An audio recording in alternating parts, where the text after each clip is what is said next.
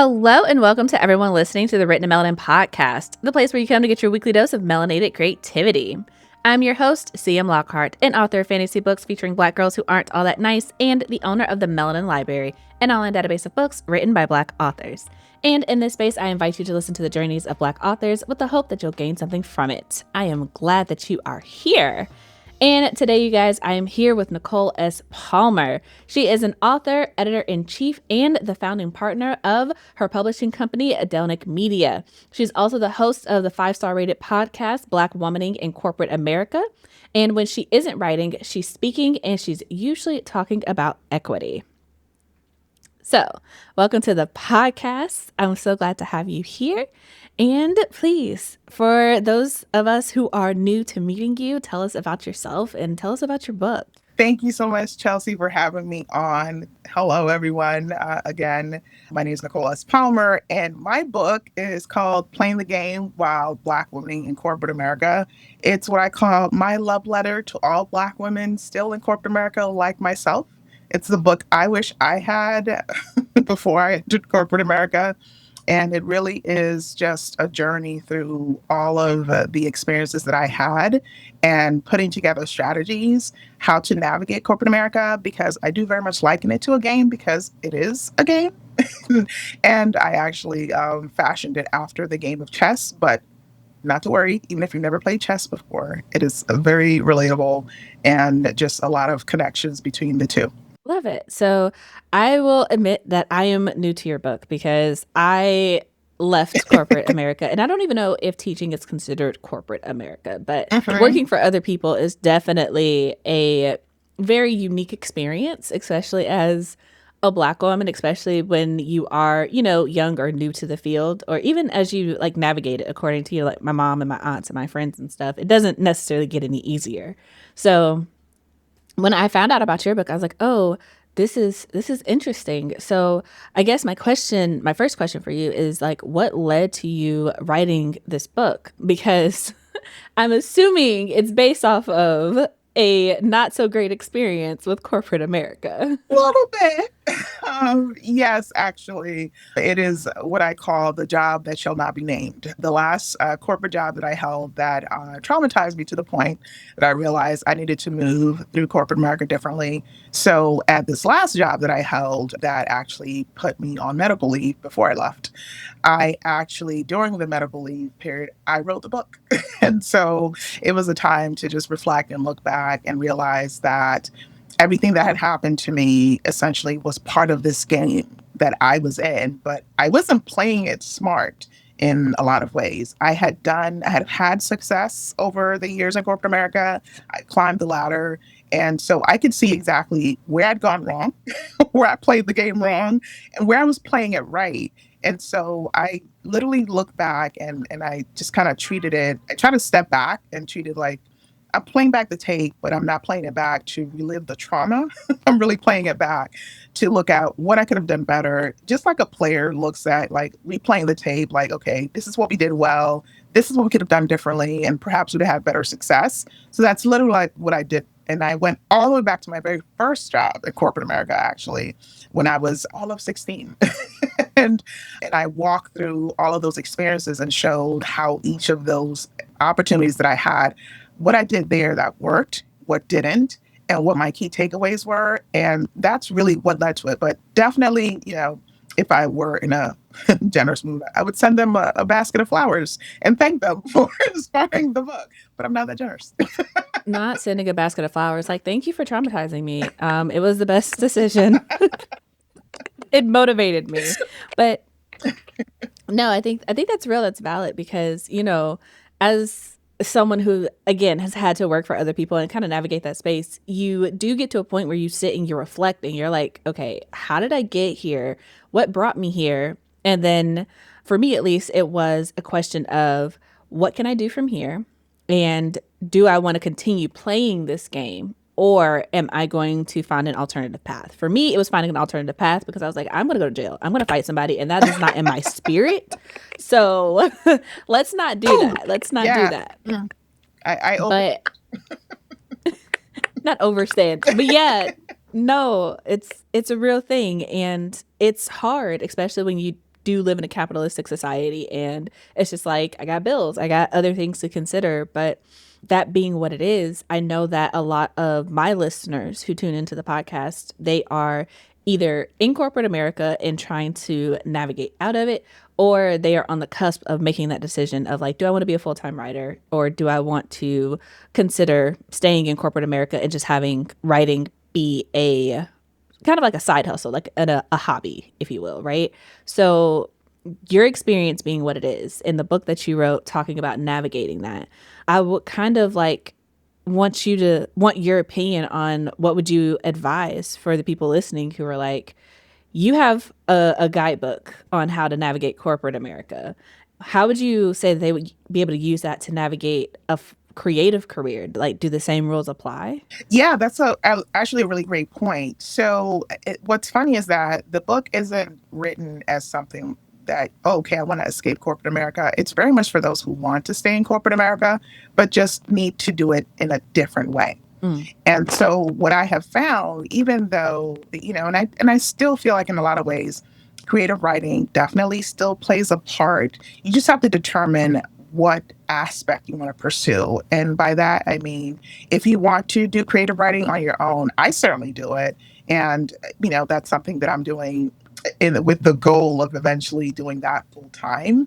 But you can start there. But also, there's a lot of staffing agencies, and I feel like I tout that a lot to the point that maybe they need to start sending me a commission because I definitely talk about staffing agencies, not in particular, but I think that it's like a little bit of a hidden gem where you can actually secure opportunities through staffing agencies that allow you to play in the space you want to play in without necessarily being beholden to corporate America, if that makes sense. Because although I put that job behind me, but I'm still in corporate, but I do that as a consulting role. So I work with a staffing agency, even though I work in a specific company, I am being contracted out to that company. And so that in itself gives you some distance, but also there's like a wealth of opportunities through staffing agencies that you could pursue where it doesn't just have to be, technical or pharmaceutical. There's a lot of creative staffing agencies that have opportunities available, not just for design, but also for writing. I've seen a lot of copywriting roles that are available for organizations. So that's a way to kind of dip your toe in the pool, if you will, where you can say, okay, let me see what opportunities are out there. And some actually will do it on a part-time basis. So you don't necessarily have to give up your current role. If you're just trying to see what's out there, you can say, okay, let me go see what is out there, what I can do, and if it's something I even want to do. And because it's a contract role, it puts you in the driver's seat. One of the things that I really like to drive home to people is that when you work with a staffing agency, you as the individual you're classified as the talent.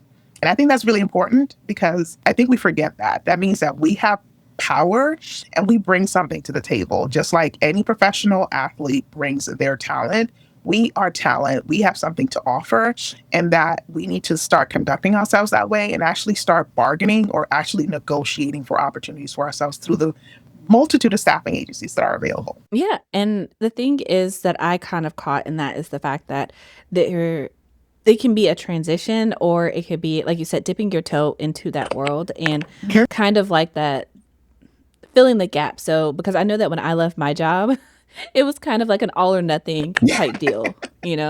I was just like, I can't do this anymore. I'm out. Like, I will figure it out as I go along. But I know that, especially in 2025, especially in the economy that we're in, especially in America. Yes. Right? Especially if you're part of that 92%, you have to kind of navigate life a little bit differently. And the idea of taking a leap to full-time creativity can be overwhelming. So I really like the fact that you pointed out that there's ways to transition that aren't quite as all or nothing as sometimes it feels like when you're trying to like see that. And you've written, like I said, you've written a way to navigate it so that even if it is currently overwhelming, it's kind of like, okay, here are some steps, here's some things to keep in mind, here's how you can go about this so that it works in your best benefit, so that while you are figuring out your next steps, while you are going through this, while you're trying to feed your creative spirit, you can still do all the grown woman things that need to be handled. Absolutely. Absolutely. And I actually have a section in the book that talks all about that, actually how to begin your side hustle, your part-time, venture outside of corporate, because that's literally what I'm doing. And so like to those who think, well, I have a day job, I can't do this. I'm doing it. And so I think it's just a matter of if you're willing to maybe give up something else that doesn't necessarily bring you any money, in order to actually dedicate that time towards something that brings you joy, that gets you excited. And you can start small. Start a blog. I think even with Amazon, that's such a low entry for if you want to write a book. It could be a short story. I've written several shorter books. This is my first official title with my own name, but I've actually been in this space for a long time as a writer under a pen name. And you can do that. You can test out the market. Just write a short book if you have a topic that you're interested in, whether it's fiction or nonfiction, and test the market that way and see if there's an appetite for it. And you don't lose anything. You still have your job. But what if you have the next New York Times bestseller and all you have to do is just, take a little time, a couple hours a day, and just write in your spare time? But yeah, it's definitely one of those things that I try to make clear, like, especially as someone who does write full time and work for myself. Mhm. I think the scam that they sell you is like when you work for yourself, oh, you'll have more time and you can rest and you can make your own schedule. And it's like, that is true. But when you work for yourself, you work so much harder because when you're doing what you love, it's a lot harder to put up solid boundaries because it's just like the thing that you were doing for fun, the thing Yep. that you were doing for an escape is now the thing that feeds you. It's now the thing that you have to pour more time into. And so it's like, almost like your boundaries get inverted in a way. And trying to navigate that is its own set of problems, but also I'm a huge believer in the fact that like if you truly want to do this, a lot of things start out as a side hustle, but a lot of it is also finding the time even when you are busy to do this thing, because if you have a full-time job and you have a family and you have other obligations and you're still making time to do this thing that feeds you, like feeds your soul and feeds your spirit, like your soul work as they say, then that is probably a good sign that yeah, you do want to do this more than some of these other things. But if you're like, my life is too busy, I can't do it, and you have the choice between watching TV or doing this thing or going to a movie and doing this thing or, just laying in bed doing nothing or doing this thing, and you to choose to do the other things, that's fine. But also, not feeding into like hustle culture, because I don't subscribe to that mentality at all. But also when you have priorities, right? You kind of have to really be real with yourself about where your priorities lay. And if it's not with the thing that you say that you want to do, it's probably still not going to be with the thing that you say you want to do, even if you do manage to make it full time, Yeah, 100%. Yeah, 100% agree. So, Yeah, it's funny that you mentioned hustle culture because I did a whole episode about it because I think it's like it's very much the concept is on the rise, and I don't want to derail us, but I find it interesting because I think that there's definitely a misconception of what hustle culture is versus dream building. And yeah. yeah, I always love to unpack that, but yes, I just thought it was interesting. But I 100% agree. Hustle culture versus dream building, two different things. Two completely different things, because when you're building your dream, you should still feel fulfilled. When you're Absolutely. hustling, you are going to feel like you're being driven into the ground with Yep. no time to rest. 100%. So And you have to know this. you have to know the difference. And it's very easy to get the two confused because building your dream will make you tired if you're putting real effort into it. But there's a difference between feeling beat down and feeling like, it's kind of like the difference between being like, oh, I'm running on a treadmill, getting absolutely nowhere versus running a marathon. And you can see like, I'm tired, but I'm getting somewhere, Okay, there you go. Yes, that part. But Exactly. but let's talk about that, because you are a multi hyphenate. Like you have your book, but you also have your publishing company. You also have a podcast. So like, let's talk about that. What is the spark and the story behind creating your own podcast? How long have you been doing it? Like, obviously, our listeners are listening to a podcast, so let's tell them about yours. Yeah. So what's funny is that the book led to the podcast. Was kind of one of those like, which came first? Is very clearly the book came first. And once I created the book, I realized that there were all these additional stories that I wanted to be able to tell that weren't necessarily something that would lend themselves to a book format. But I also wanted it to be in a space where it wasn't one dimensional. And so a book is, yes, you write the book and then someone reads the book. But with a podcast, you have the opportunity to build community. And so when I looked at the book and I thought that was one piece of it, and even before the book came to be, I actually trademarked the concept and I created the concept Black womaning in corporate America.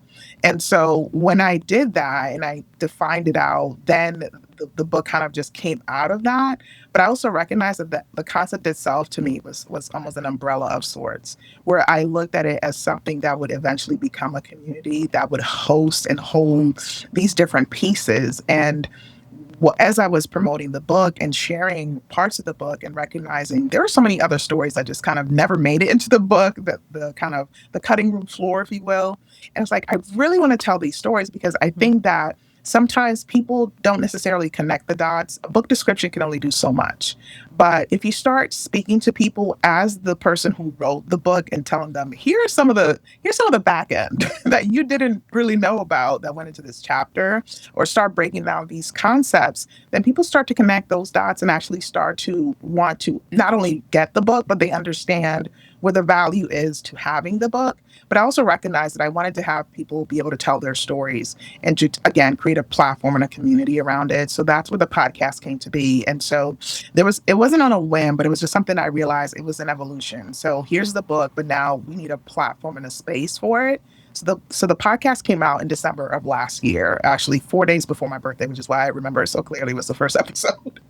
And it has done surprising. I don't know if I should say surprisingly, but it has done well and better than I expected it at this juncture, because it's not even 6 months old. But it just speaks to the fact that there was a need for it, and it fills a specific space. And so that's how the podcast came to be. And so I've already had guests on the podcast. Actually, season 2, we already have 21 episodes. And so I wrapped up season 1, and then season 2 came out yesterday with someone who's a best-selling author who actually speaks about the same issues that I talk about in my book. And so, again, it just became very clear that I needed to have a space where it could be a two-way street, and where people can share their stories, and where people can hear themselves and like hear their stories or see themselves in those stories beyond what the book could potentially offer. And that's how the podcast came to be. No, I mean, I get that and I love that, because one of the things that I am always, always, always very strongly talking about is the importance of community, no matter where you're at. And it's really important to know that you are not existing in a space alone. It's really important to know that you are not just here, or your experience isn't a one off or so unique that no one can relate to what it is that you're going through. And so with authors, I'm always like, hey, find your author community, find your people who are going to be there, who are going to support you. And it's kind of the same thing that I've done with creating the Melanin Library community, where we have a Discord, and it's like, it's readers, it's authors, it's all of us coming together to really support not only the Black authors that we read, but support each other and what we're creating, because you need people around you who get what you're going through. And so I understand what you're saying 100% when you're like, hey, I wrote this book and I wrote it for this audience so that they can connect with it because it's an experience that you've had, but also there's more to it. It's bigger than just the pages that are here. This is the first part, but being able to connect with other people, and especially even just in this conversation, for me, being like, you get it. You've had the ups and the downs, and, even choosing to stay in corporate America, whereas I, choose to leave working for someone else. For now.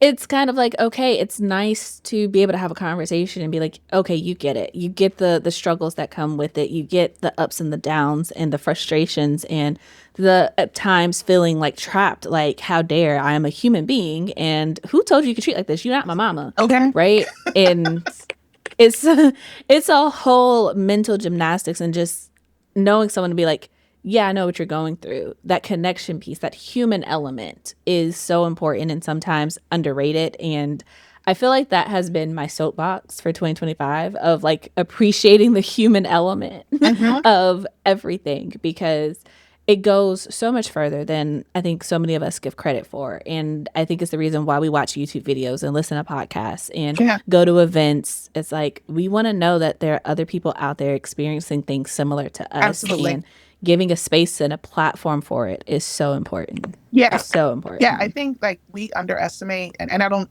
say we as in you and I, but I think just as a whole, we underestimate the power of human connection. Mhm. And I think we all just crave that. We all need to know that we're not in this alone, that it's not just us, that it's not in our heads.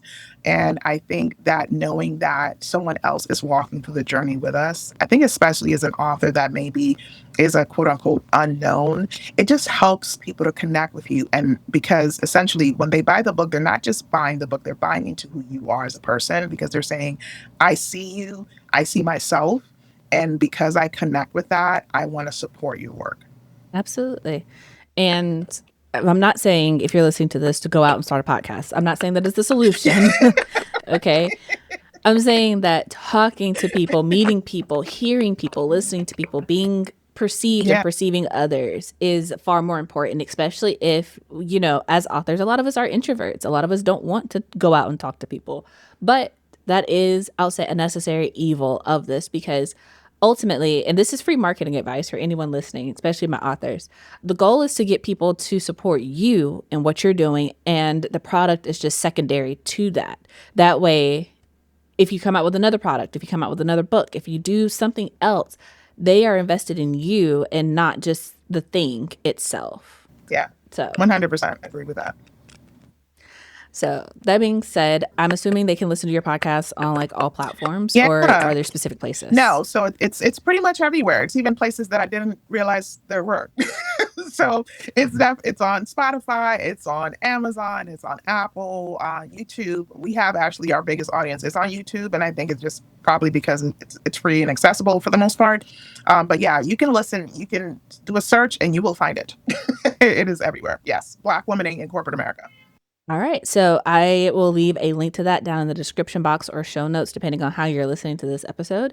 But that being said, I also wanted to talk to you about starting your own publishing company, because that is not easy. As someone who has done it, I have my own company called Written Melanin Publishing, and I have published my own books. I've published other people's books. I've done the whole gambit, and that is work. So Yes. I guess I want to start at the beginning. Like, what started that for you? Why start your own publishing company instead of just, doing the regular self-publishing route? And also you said that you are a founding partner. So, also splitting that responsibility with someone else, and, your decision to do that. There's so much that goes into it. And I know a lot of my listeners are, like I said, they're authors, and they're trying to figure out how to navigate, how to go about getting their books out there, and what's on the other side of the smoke and mirrors of you finish the book, now what?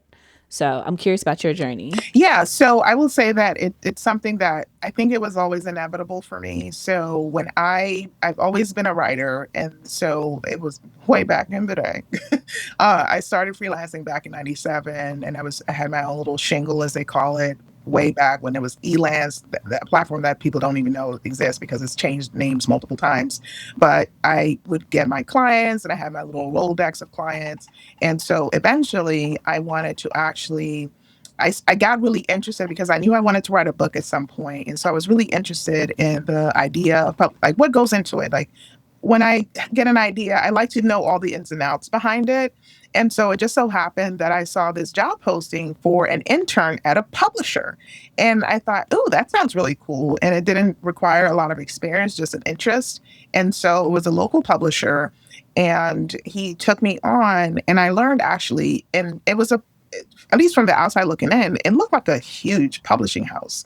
And he was a team of one, but he had decentralized it to use multiple contractors and different agencies. So he looked from the outside looking in, it looks like he has like essentially tentacles like Hydra. But he was just very smart in the way that he leveraged and tapped into different talent. And so that fascinated me to the point that I thought, oh, this is something I could do too. And so everything I learned about publishing, I learned through him. And so eventually I started as an intern, worked my way up to senior editor of his publishing house because he had authors just like anyone else. And he just had, like I said, it looked like a massive undertaking, but it was a one-man show with multiple contractors that he outsourced work to. And so that's how I began to understand that something that seemed so daunting was doable. And I always knew that I wasn't, and it'll be a funny story when I'll tell you about the founding partner bit, but I always knew that it wasn't something that I necessarily wanted to hand off to someone else or to become some big conglomerate. And so the way that he approached it, I loved. And I thought, this is something I could do and I would be comfortable doing. And so I for a little bit, I was publishing other authors, and then I realized, wow, I bit off more than I can chew, because at the time, it the authors, obviously, they're looking for you to fund them to be more of a traditional publisher. So you're funding all the costs, as I'm sure you understand how expensive that can get very quickly. Yeah, it adds up really quickly, really quickly. And I thought to myself, I need to take a beat and take a step back. And back then, some of the things that people don't know with Bowker, which is the one who hands out your ISBN, those barcodes you see on the back of the books. So they're the only game in town. Yeah.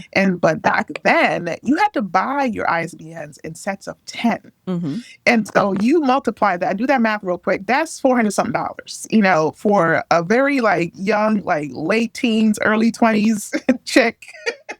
That was a lot of money. Yeah. And so I thought, you know what? Let me take a step back. When I had finally earned enough or put enough together to get my first set of 10 ISBNs, I knew I had arrived. Now, today, you can buy one at a time. I thought to myself, man, I wish you guys had done that back then.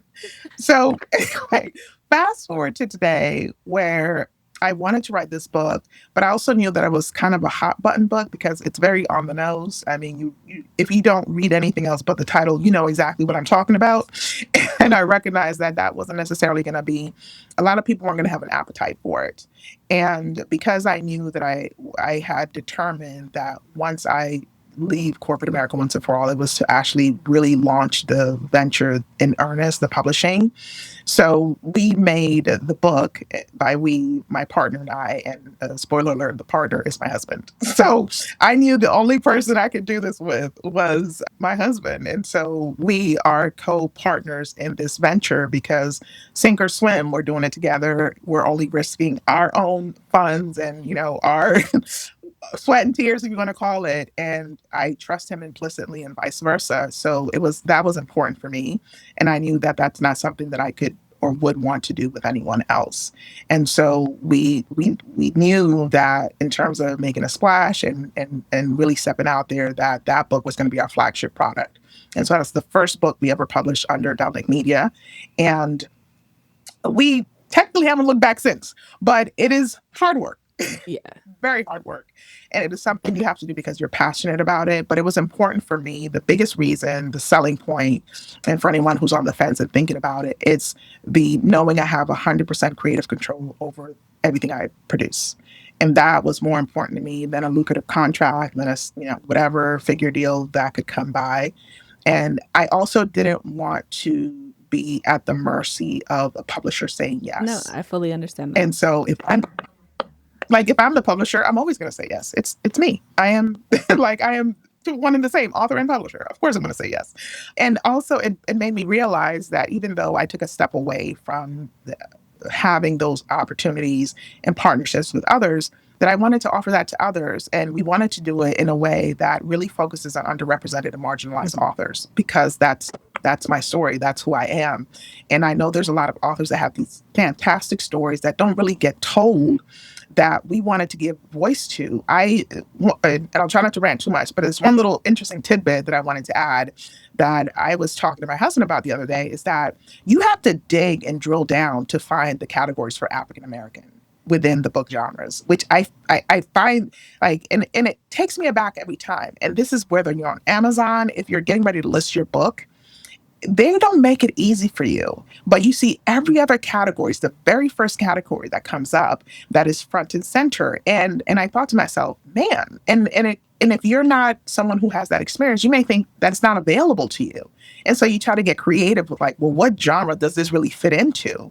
And so just even knowing where to go or what to look for, because of all the struggles I had, I want to erase some of those barriers for individuals who have this really great book and they're like, I don't even know where to begin. I don't even know who would be interested in this book. But we want to make that accessible and available to folks. And so that's really how we looked at relaunching the publishing company, and to really do it in a meaningful way and to make it available to give to others, basically to be the thing that we wanted for ourselves. No, that makes perfect sense, because ultimately, like what you're describing is a lot of the same things that I felt when I started Written Melanin Publishing. Because one, when I created my first book, I was like, I don't want anyone to tell me no. Like, absolutely not. There you go. I know what this is. I know what this story is, and it is already what it needs to be. I'm not changing it, right? Especially to meet any arbitrary standards that someone else is telling me, oh, you need this, this, and this in order for it to sell. Because I'm also like sitting here currently and I know what my book sales are. And I'm like, yeah, no, nobody was going to tell me that this wasn't possible, right? Right. But Exactly. also, my biggest thing with everything that I've ever done, with anything that I've done freelancing wise, whether it be creating the podcast, creating the Melanin Library, doing my YouTube channel, editing, coaching, whatever, like everything that I've ever done has been in the effort to demystify publishing. Because like you said, there are so many authors who have a really great book or a really great story, and then they finish it and they're like, where do I go from here? Where do I even start? And when I was trying to find information, I just remember so much of it being behind smoke and mirrors, like buy my book or download this or sign up for this email list, and then I'll send you a download. And this will explain everything, and explains nothing, because they want you to go sign up for like a $250 course where they will really give you some information. And it was just so frustrating. And I learned in that whole experience that, one, if someone actually knows what they're talking about, they're just going to tell you, because they have more information that's worth paying for, that they can give enough of it away for free to convince you that they know what they're talking about. So if anyone tells you to sign up for a course and you feel like you've gotten no benefit from just talking to them, don't sign up for the course.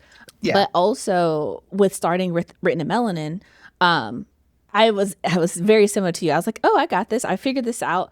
I had a client. I was working with her book, and it's kind of like what you said, that expectation that when you sign on with the publishing company, that they're going to fund everything. And things are expensive, especially when you're a startup company, because I don't know how many people realize this, but I'm gonna say most Black-owned companies do not start with startup money. So everything that they have is like out of their personal pockets, right?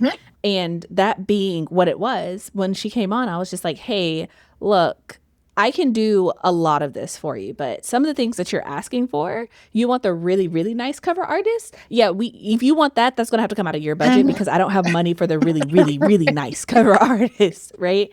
And so it ended up working out, and her book is beautiful, and it worked out, and it is what it is. But I also, afterwards, that whole process, I had to kind of sit with myself, and I was like, I started all this because I'm an author first and foremost before anything else. I did this because I want to write books. Yeah. And so if I'm not doing that, because while I was publishing her book, I had no energy, no time to do anything else. And so I was like, when I finished it, I was like, I don't think I want to take on more of this until I know that, one, I can hire help, because similar to what you were saying, it was a one-woman show. It was me and my husband. And it was just like, this is a lot. This is a lot, right? And I was like, I want to be able to hire help. And I was like, I want to be able to have some startup capital saved up so that I can afford to do these things, right? Do the cover artists, do the editing, do the proofreading, send out the arcs, like all the things that come with it. But also, three, I was like, I want to be at a point where I've published enough of my own stories that I am comfortable being like, I don't mind taking a step back for a year or two to help somebody else with this, right? And so in the scheme of that, everything that you were talking about, I'm like, I fully understand where you're coming from, because right now I still have people who are like, hey, Written Melanin Publishing, like, are you accepting submissions? And I'm like, not yet. Not yet. Like, I would love to, but I'm not where I would like to be able to open the doors, because my thing has always been, whatever I do, I want to make sure that whoever comes after me especially if they are a Black creator. I want to make sure that the path is easier. Like, is it going to be easy? No, but it's going to be easier than when I had to do it and I had no idea what I was doing, you know? Yeah, no, absolutely. And I think that's really what it boils down to. And that's why we haven't even opened our doors yet to accept submissions. We just launched our online January of this year. So we're like very new when it comes to being an online presence. And so we want to make sure that we're not just like, oh, but we have to get it. There's no rush. You take the time that you need to take because that ensures that you're going to do it right. And I'd rather do it right than do it fast. And I think that's Ooh. key. And I think that's what people they'll never remember that you're there to support them and to champion them. They'll only remember the bad experience. And so that's really, to me, what's more important, and to make sure that they have the best experience possible because we took the time to ensure that they would. Yeah. And that is a word, and I'm going to repeat it just so y'all don't skip over that. Do it right instead of doing it fast. Okay. Like, Never pay. there's benefit to it because I'm going to tack on to that, especially as someone who works with a lot of authors and coaching them. A lot of authors have this idea that indie publishing is going to be so much faster than traditional publishing. And I'm telling you that there's a reason why publishing takes so much time. Yeah. And when you are talking about wanting to have a career, wanting to talk about longevity, talking about wanting to be here for a significant amount of time, it takes a little bit more time on the front end instead of just rushing into it. You can, because when you're an indie author, you can do whatever you want. Yeah. But there's benefit to doing it right instead of doing it fast. That's all I'm going to say. That's all I'm going to say. That being said, though, if you could choose what lasting effect that your work, whether that be the podcast or the book or in the future, your publishing company, if you could choose what lasting effect your work would have on your audience, readers, listeners, etc., what would it be? I think the main legacy I would love to have and is that people feel that they are better off in that moment than they were the day before. So I think that's always something that I strive for. I never strive for perfection because I know that's an impossibility. But every day I strive to be better than I was the day before. Either whether it's a little bit kinder, a little bit more patient, a little bit more disciplined, and whatever aspect it is. So I hope that what I leave behind in terms of my legacy makes them feel better off than they were before they encountered any of the work. That's not my only hope. That's honestly because I know I'm not perfect, and I know people say that. I think there's this idea, because to your point that you were saying earlier, which I really resonated, like, oh, I don't have time. Like I'm always, we have time for what we make time for. That's all of us, and that's me included. We have time for what we make time for. I talk to my mother more now because I make time to talk to my mother more. And we all say that we're so busy. You make time for what you want and what you feel is a priority. And so at the end of the day, if you want to be a better person, if you want to be a better friend, whatever better you want, whatever that is, as long as you are striving for that and committing to being better than the day before, that's a goal. Like, it's never like, I'm never going to arrive. Like, that much I do know. But as long as I'm better today than yesterday, I win. That's it. That's it. I mean, and I feel like you only get one chance at life. So the fact that you are always trying to get better, it's just like, yeah, like no one wants to wake up one day and be in the same place that they are at, 50 or 60 that they were when they were 20 or 30. Exactly. Yeah. We all want to improve, grow, evolve, change. That's the nature of being alive. With yourself. I mean, that's really what it boils down to, because I think that's the other thing people do. It's like you're comparing yourself. Well, this person's here and I'm not there and I'm the same age or whatever you call yourself. And you're like always comparing against other people. Just focus on you. Because I feel like if we're just looking to if you're just looking like, this is who I am today, tomorrow, I'm going to be this instead because I'm going to tweak these things and refine these things. If we're just always just seeking to be a better version of ourselves and just competing against self, like that's the real flex right there. And I feel like it takes a lot less energy too. It takes a lot less energy when you are staying in your lane and competing with the past version of yourself to be better than the future version of yourself than to be looking left and right and swerving in other people's lanes. That's not the move. That's not the move. 100%. I have one more question for you, and it's a question that I ask every person who comes on to the podcast, and that is, what writing advice would you give to any new authors who are just now starting out on their writing journey? Oh, yeah. So I think the biggest thing I would say is to start. Because I think we spend so much time writing novels and books in our head, but never actually put pen to paper.